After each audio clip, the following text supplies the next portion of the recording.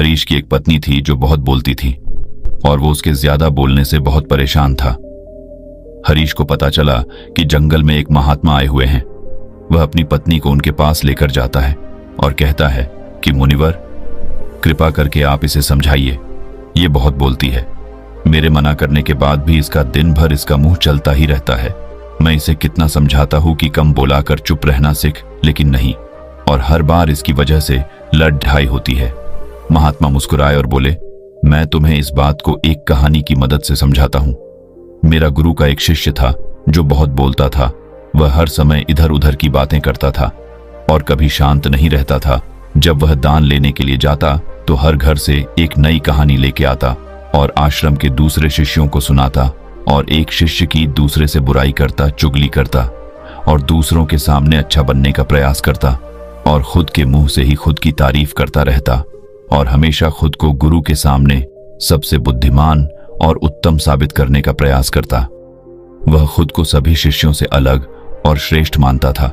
उसका कहना था कि मैं एक अमीर घर का बालक अगर मैं चाहता तो एक आरामदायक और सुविधाओं से भरा जीवन जी सकता, लेकिन मैं वह सब छोड़ कर यहाँ आ गया क्योंकि मुझे खोज करना, खुद को जानना है, जीवन को जानना है। एक दिन गुरु ने आश्रम के सभी शिष्यों को बुलाकर कहा, आप सभी को अगले 1 महीने के लिए कोई ना कोई संकल्प लेना होगा। इससे आपकी संकल्प शक्ति मजबूत होगी और आप में आत्मशक्ति का संचार होगा। आप सभी अपने सामर्थ्य के अनुसार कोई भी संकल्प ले सकते हैं, और यदि 1 महीने से पूर्व आप में से जिसका भी संकल्प टूट जाएगा तो वह अपनी पुरानी दिनचर्या में वापस आ सकता है। सभी शिष्यों ने अपनी शक्ति के अनुसार संकल्प लिए और गुरु को अपने अपने संकल्प के बारे में बताकर वहां से चले गए। लेकिन वह शिष्य जो खुद को सबसे अलग दिखाना चाहता था, वह सीधे गुरु की कुटिया में पहुंच गया और बोला, मैं कोई छोटा मोटा संकल्प नहीं लेना चाहता, बल्कि खुद की ही जैसे एक और महान संकल्प लेना चाहता हूं। कृपया आप ही बताएं मुझे क्या संकल्प लेना चाहिए। उसकी यह बात सुनकर गुरु मुस्कुराए बोले, क्या तुम मेरे द्वारा दिए गए संकल्प को पूरा कर पाओगे? क्या तुम्हारे लिए उसे पूरा करना संभव होगा? शायद नहीं, वह तुम्हारे लिए संभव नहीं। तुम उसे पूरा नहीं कर पाओगे, इसीलिए तुम खुद ही कोई संकल्प ढूंढो। शिष्य ने कहा, नहीं गुरुदेव, आप जो भी संकल्प मुझे देंगे मैं जरूर उसे पूरा करूं। गुरु ने कहा, ठीक है, तो तुम अगले 1 महीने तक चुप रहो, मुंह से एक शब्द भी नहीं निकालोगे, यही है तुम्हारा संकल्प। शिष्य ने कहा, गुरुदेव, यह भी कोई संकल्प है? यह तो बहुत ही आसान है। आप कोई संकल्प दीजिए जो मेरी योग्यता के बराबर हो। गुरु ने कहा, पहले तो तुम इस संकल्प को तो पूरा करके दिखाओ। शिष्य ने गुरु की बात मान ली और वह उसी समय चुप हो गया और पलटकर कुटिया से बाहर चला गया। उसे चुप रहना बहुत आसान लग रहा था। उसने एक दिन तो जैसे तैसे चुप रहकर काट लिया, लेकिन दूसरे दिन से उसके मन में ना बोलने का बोझ बढ़ने लगा, और तीसरे दिन उसे भारीपन महसूस होने लगा, और चौथे दिन उसके अंदर एक अजीब सी बेचैनी होने लगी, क्योंकि आसपास आश्रम के सभी शिष्य एक दूसरे से बातें कर रहे थे। वह भी अपना पक्ष उनके सामने रखना चाहता था, उनकी बोलती बंद कर देना चाहता था, लेकिन उसका संकल्प उसके आ रहा था, इसीलिए वह पूरे दिन सिर्फ और आंखें बनाता। इसी तरीके से कुछ दिन और बीते और वह शिष्य बीमार पड़ गया। उसका सिर फटा जा रहा, उसका खाने पीने तक का मन नहीं था, वह सिर्फ बोलना चाहता था। वह गुरु के पास गया और उनके सामने बैठकर लिखकर उन्हें बताया, गुरुदेव, मैं बोलना चाहता हूँ, बिना बोले मुझे सांस नहीं आ रही है, मेरा दम घुटता जा रहा है, मैं अंदर ही अंदर पागल हुआ जा रहा हूँ, मैं क्या करूँ? संकल्प तो ड दूं क्या?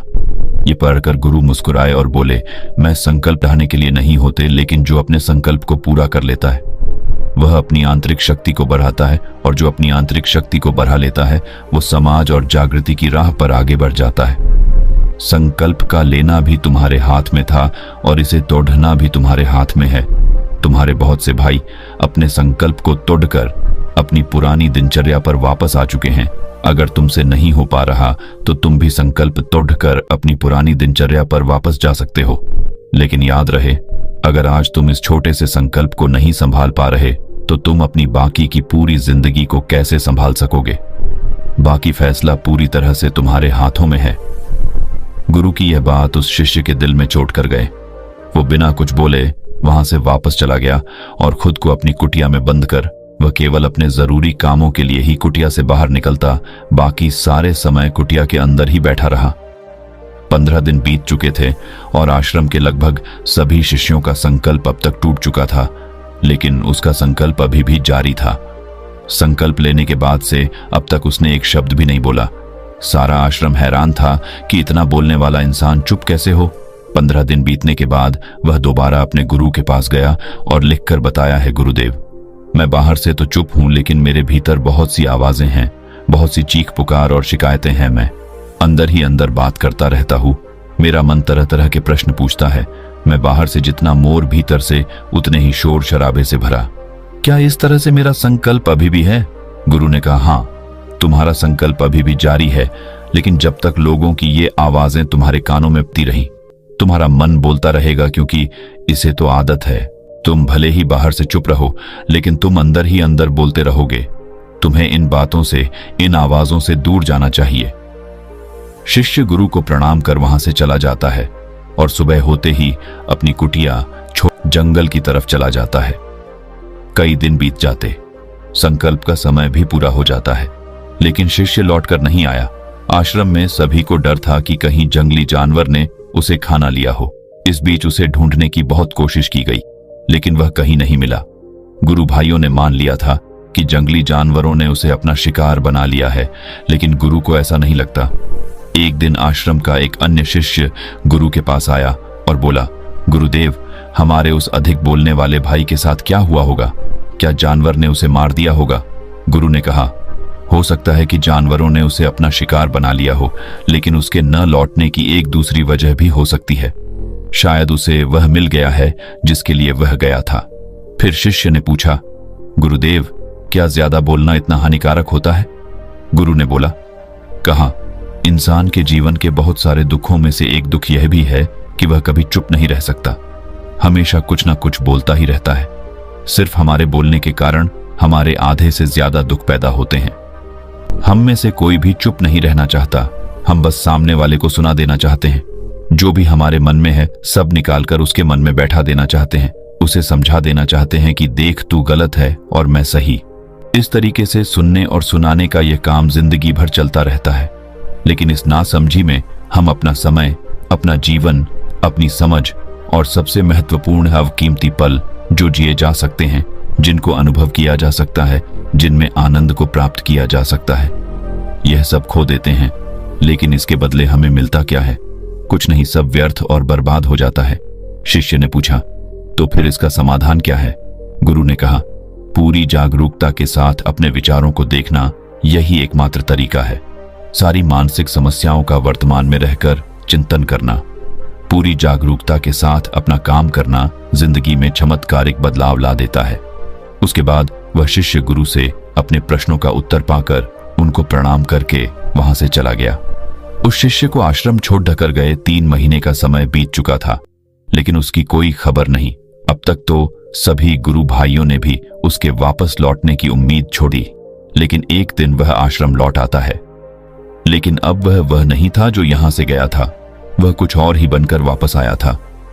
उसके अंदर एक गजब का बदलाव महसूस किया जा सकता था। उसके चेहरे पर एक गजब का ठहराव और आंखों में बनी शांति थी। आश्रम में आते ही सभी गुरु भाइयों ने उसे चारों तरफ से घेर लिया और बातें करने लग गए। वह भी अपने गुरु भाइयों से बातें करने लगा। उससे बात करने वाले सभी ने यह अनुभव किया कि अब वह पहले जैसा उतावला और बातूनी नहीं रह गया था। उसके मुंह से एक एक शब्द बहुत ही सुलझे हुए और मधुरता के साथ निकल रहे थे। थोड़ी देर तक गुरु भाइयों से बात करने के बाद वह सीधा गुरु की तरफ चला गया। उसने गुरु के चरण छुए और कहा, गुरुदेव, क्या मैं अब भी मौन हूं? क्या अब भी मेरा संकल्प जारी है? गुरु ने कुछ देर तक शिष्य की आंखों में बड़े ध्यान से देखा और कहा, हां, तुम अब भी मौन हो। तुम्हारे मुंह से एक भी शब्द निकल नहीं रहा और तुम्हारा संकल्प अभी भी जारी है।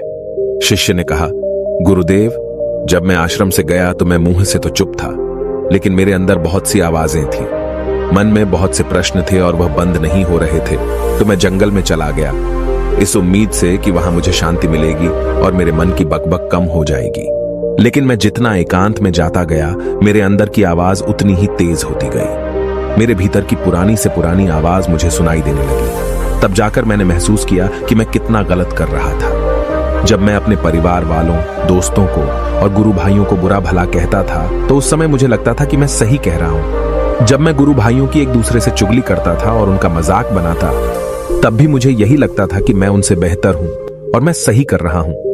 लेकिन उस दिन मैंने पहली बार महसूस किया कि मैं कितना गलत बोलता था। काफी दिनों तक ये आवाजें, ये शिकायतें मेरे अंदर चलती रही, लेकिन धीरे धीरे करके एक दिन ये सारी आवाजें मेरे अंदर से समाप्त हो गई। अब मैं भीतर से भी मौन हो गया। उस घने जंगल में बाहर से कोई बोलने वाला था नहीं और भीतर कोई आवाज बची ही नहीं थी, और मैं उस दिन पहली बार मौन का सही अर्थ समझा। मेरे चारों तरफ बहुत शांति थी। हालांकि अभी भी कुछ आवाजें आ रही थीं जो पहले भी आती थीं, लेकिन मैं उन्हें सुन नहीं पाता था। पर अब वह सभी आवाजें मुझे स्पष्ट रूप से सुनाई दे रही थीं। हवा के चलने की आवाज, चिड़ियों के चहकने की आवाज और पानी के बहने की आवाज। ये सभी आवाजें मैंने पहली बार पूरे होशपूर्वक सुनी। अपने चारों तरफ इतनी शांति मैंने पहले कभी महसूस नहीं की थी। तो इस शांति को भंग करने के लिए मैंने पहली बार अपने मुंह से कोई शब्द निकाला। मैं चिल्लाया, हे ईश्वर, ये कैसी शांति है? सभी कुछ इतना शांत क्यों है? ऐसा क्या हो गया? लेकिन मेरे चिल्लाने के बाद भी शांति भंग नहीं हुई। सब कुछ पहले जितना ही शांत था, बाहर भी और भीतर भी। हे गुरुदेव, मैंने अपने गुरु भाइयों से बात की, मैंने आपसे बात की। मैं बोल रहा हूं, मैं चल रहा हूं, मैं सब कुछ देख रहा हूं, लेकिन मैं अपने भीतर एकदम एकांत में हूं, मौन में हूं। भीड़ में होता हूं तब भी भीतर से अकेला एकांत में होता हूं। जब मैं खुद में भी शोर करना चाहता हूं तब भी एकांत में ही होता हूं। अब सब दिखाई पड़ने लगा है, सब सुनाई पड़ने लगा है। गुरु ने कहा, जब तक हम बाहर की तरफ बोलते रहेंगे भीतर अशांति ही रहेगी, लेकिन जिस दिन हम भीतर की तरफ मुड़ जाएंगे तब हमारे मुंह से कुछ भी निकलेगा, हम शांत ही रहेंगे। दुनिया में जितनी भी बुराइयां हैं ज्यादातर हमारे बोलने से ही उत्पन्न होती है, क्योंकि हम चुप रहना नहीं चाहते। हम जितनी जरूरत है उससे कहीं ज्यादा बोलते हैं। हम सामने वाले को सुनना नहीं चाहते, बल्कि उसकी बोलती बंद कर देना चाहते हैं। उसे समझा देना चाहते हैं कि मैं कौन हूं, मैं क्या कर सकता हूं, और यही हमारी जिंदगी का मकसद बनकर रह जाता है। हमारी सारी ऊर्जा व्यर्थ के बोलने में बर्बाद होती रहती है। ऐसे ही समाज में लोगों का जीवन दुखों से भर जाता है, जो हमेशा एक दूसरे को सुनाने में लगे रहते हैं। कभी एक दूसरे को सुनना नहीं चाहते, समझना नहीं चाहते, और चुप रहना तो उन्होंने कभी सीखा ही नहीं, क्योंकि चुप रहना उन्हें छोटा महसूस करवाता है। दुनिया की सभी लड़ाइयों का कारण हमारा बोलना ही है। इसलिए हमें सिर्फ उतना ही बोलना चाहिए जितना जरूरी हो, क्योंकि व्यर्थ का बोलना ऊर्जा को नष्ट करना है, और यह बोलना ही हमें कभी अपने भीतर की ओर लौटने नहीं देता, क्योंकि यह हमें बाहर की ओर खींचकर रखता है, और बाहर है ही क्या इस संसार के अलावा। लेकिन अगर अपने भीतर के संसार की ओर मोड़ना है तो इस मुंह को बंद ही रखना चाहिए। इसीलिए जितने भी बुद्ध हुए, आत्मज्ञानी हुए, वह सभी एकांत की ओर भागे, ताकि उन्हें ज्यादा न बोलना पड़े, ज्यादा सुनना न पड़े। वह एकांत में रहे और शांत रहे, इसीलिए आसानी से भीतर की यात्रा कर पाए। लेकिन अगर कोई चाहे तो इस संसार में रहकर भी एकांत में रह सकता है, शांत रह सकता है, लेकिन इसके लिए उन्हें अपनी ऊर्जा बचानी होगी, जिसे वह अब तक अपने व्यर्थ के शब्दों में बर्बाद कर रहे थे। दोस्तों, इस कहानी की सीख यही है कि व्यर्थ का बोलना ऊर्जा को नष्ट करना है। ज्यादा और व्यर्थ बोलना ही हमें अपने भीतर की ओर लौटने नहीं देता, क्योंकि यह हमें बाहर की ओर झुकाए रखता है, और जिन्हें भीतर की यात्रा करनी है उन्हें अपने मुंह को बंद ही रखना चाहिए। मुझे उम्मीद है कि आपको यह कहानी पसंद आई होगी और काफी कुछ सीखने को मिला होगा। कहानी के बारे में अपने विचार आप हमें नीचे कमेंट बॉक्स में कमेंट करके बता सकते हैं। बाकी अगर ये कहानी आपको अच्छी लगी हो तो इस वीडियो को लाइक करें, और ऐसी और कहानी सुनने के लिए डे इंस्पायर्ड यूट्यूब चैनल को सब्सक्राइब करें। तब तक मिलते हैं हम आपसे ऐसी ही एक और प्रेरणादायक कहानी के साथ अगले दिन। धन्यवाद।